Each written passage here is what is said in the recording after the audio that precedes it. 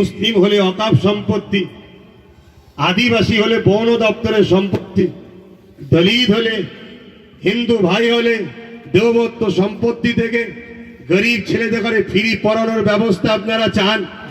হাত তুলে বলুন চান? 90% উপরে নম্বর গরিব ছেলে মেয়েদের পড়ার ফ্রি ব্যবস্থা চান? ফ্রি চিকিৎসার ব্যবস্থা চান? আপনারা কি চান ওয়াকফ সম্পত্তির অধিকার থেকে ইমামদের, হিন্দু ভাইদের, ধর্মগুরুরা দেবত্ব সম্পত্তি থেকে, আদিবাসীরা তাদের বন দপ্তরের সম্পত্তি থেকে হসপিটাল অধিকার ফিরে পাক? এটা আপনারা চান?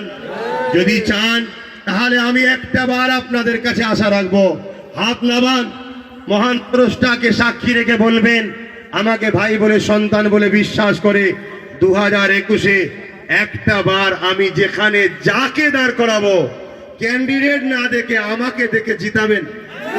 জিতাবেন? যদি জিতাতে পারেন, নেতাজি বলেছিলেন রক্ত দাও স্বাধীনতা দেবো, আমি বলে যাচ্ছি আমার ক্যান্ডিডেটকে জিতিয়ে দেন, আমি আপনাদের ঘরে ইজ্জতের সাথে অধিকার নিয়ে মাথা তুলে বাঁচা স্বাধীনতা দেবো। যদি বিশ্বাস হয়, যদি বিশ্বাস হয় তাহলে আমার কথাটা মাথায় রেখে দেবেন, বাকি আপনাদের ব্যাপার।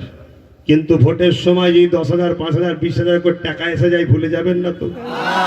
যা দেবে কি করবেন? আজকে সরকার ধরে ধরে ঘুরছে। সরকার কোথায় ভাই? সরকার ধরে ধরে, আর সরকারের নেতারা বিজেপির ঘরে ঘরে। কথা বুঝছেন না? সরকার ধরে ধরে আর সরকারের নেতারা বিজেপির ঘরে ঘরে। এখনো বহুত সব গোপনে দরখাস্ত লিখে, রিজাইন পত্র লিখে ঘুরছে। রিজাইন পত্র নিয়ে জমা দেবো, দেখছি কুতুবও রিজাইন লিখে বসে আছে, আমিও বিজেপিতে যাব। তা দেবে কে কাকে? কথা বুঝে আসছে না? একজন ছাড়া কেউ থাকবে না বাপ। অতএব আসুন, ভাবুন।